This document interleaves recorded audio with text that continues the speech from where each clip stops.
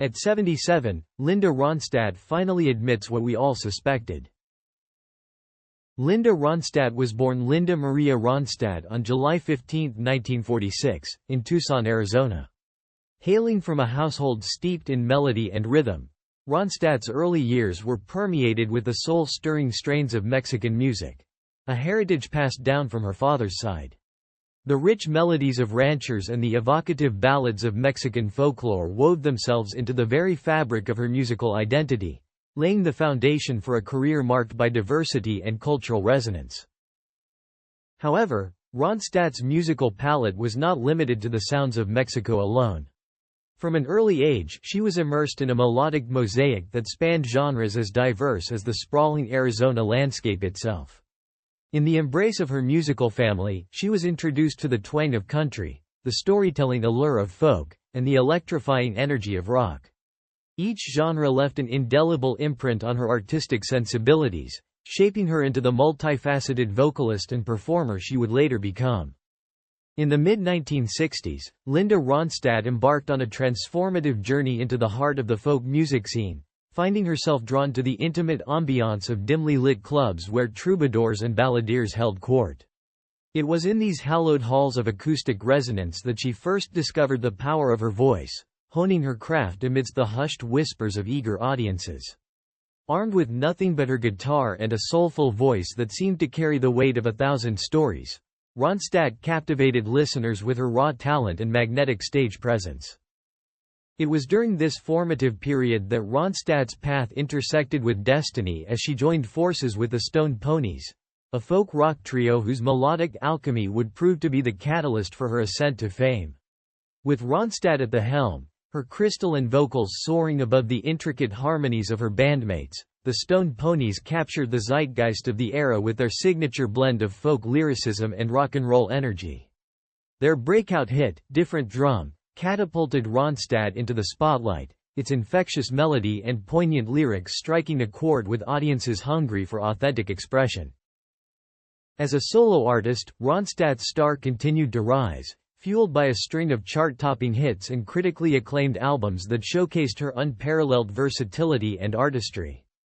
From the heart-wrenching balladry of Long, Long Time to the infectious rockabilly swagger of You're No Good, her recordings resonated with audiences of all ages, cementing her status as one of the preeminent voices of her generation. In 1974, Linda Ronstadt released her groundbreaking album Heart Like a Wheel, a tour de force that would not only redefine her career but also leave an indelible mark on the landscape of popular music. With its soul-stirring blend of country, rock, and folk influences, the album captured the hearts and minds of listeners around the world, earning Ronstadt her first Grammy Award for Best Female Country Vocal Performance. From the haunting melancholy of faithless love to the bittersweet nostalgia of When Will I Be Loved, each track on the album was a masterclass in storytelling, weaving together themes of love, loss, and longing with a raw authenticity that resonated deeply with audiences. Ronstadt's emotive delivery and intuitive phrasing brought these songs to life, transforming them into timeless anthems that continue to captivate listeners to this day. Building on the success of Heart Like a Wheel, Linda Ronstadt reached new heights of commercial acclaim with her 1977 album Simple Dreams.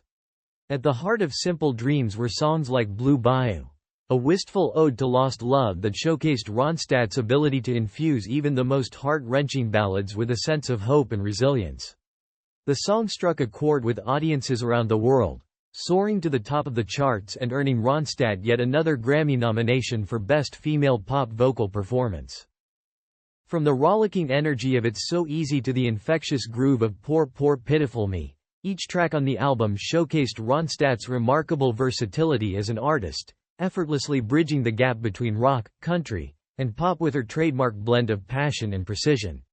With Simple Dreams, Linda Ronstadt had once again proven herself to be a musical powerhouse, setting the stage for decades of artistic innovation and creative exploration. One of the hallmarks of Ronstadt's career was her remarkable ability to collaborate with artists from across the musical spectrum, blending her distinctive voice with theirs to create truly transcendent moments of musical magic. Perhaps most notably, she joined forces with fellow legends Dolly Parton and Emmylou Harris on the trio albums, a series of collaborative records that showcased the trio's breathtaking vocal harmonies and undeniable chemistry. From the soaring harmonies of To Know Him Is to Love Him to the heartfelt balladry of Those Memories of You, the trio albums were a testament to the power of collaboration, earning critical acclaim and commercial success while solidifying Ronstadt's status as a true icon of American music. But Ronstadt's musical journey did not stop there.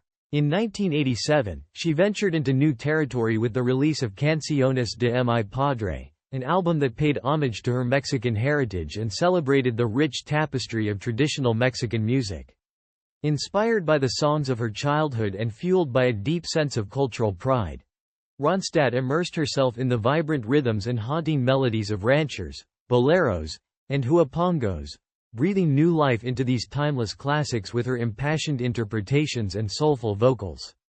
From the haunting beauty of La Charreada to the exuberant energy of La Cigarra, Canciones de Mi Padre was a love letter to Ronstadt's roots, a testament to the enduring power of music to transcend boundaries and unite hearts across cultures and generations.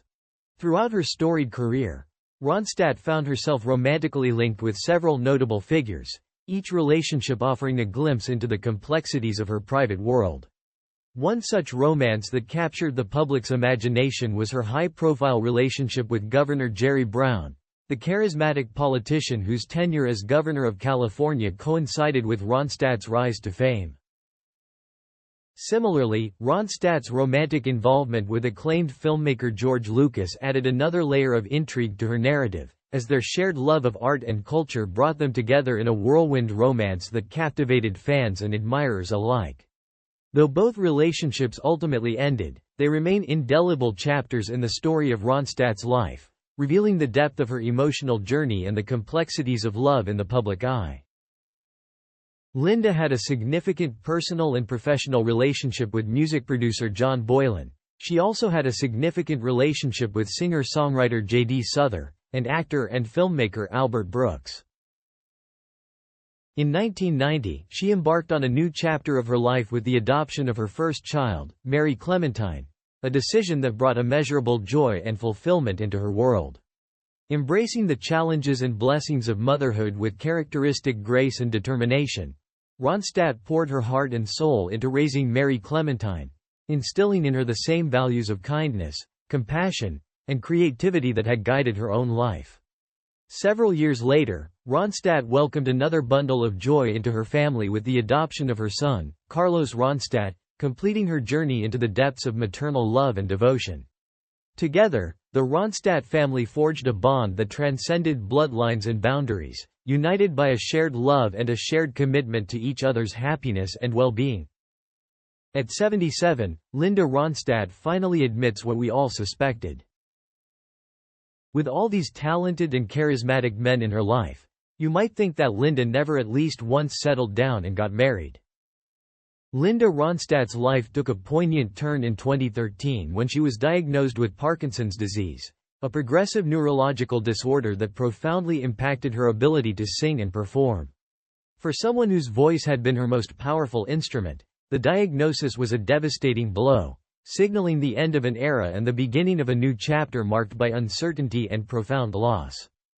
In a 2019 interview with The Washington Post, she flat out said that while she was a talented artist, she definitely didn't have any talent for marriage. She even added, "I don't like to compromise. If I want a pink sofa and somebody doesn't want a pink sofa, I'm not going to go for that. I want the pink sofa." So clearly Linda has had a long life full of romance and love, and has never felt compelled to walk down the aisle. And we think that's perfectly great. However, Linda's diagnosis wasn't finished with its progression. Because 6 years later, after doctors had more data to work with, they revised their diagnosis. They said in 2019 that Ronstadt doesn't actually have Parkinson's, but that she has progressive supranuclear palsy. It should be noted that the two diseases have remarkably similar symptoms. So it's not hugely surprising that they initially misdiagnosed her. Linda Ronstadt's experience with progressive supranuclear palsy hasn't simply been a difficulty with singing. As tends to happen with this disease, Her ability to move at a normal speed and with normal dexterity has become severely limited. Because of her new issues with motor control, she now has trouble with even basic everyday activities. In an interview with Anderson Cooper, Ronstadt admitted that even things most people take for granted as being easy are quite difficult for her, like taking a shower or brushing her teeth. In 2024, legendary rock musician Linda Ronstadt now lives quietly in her San Francisco home.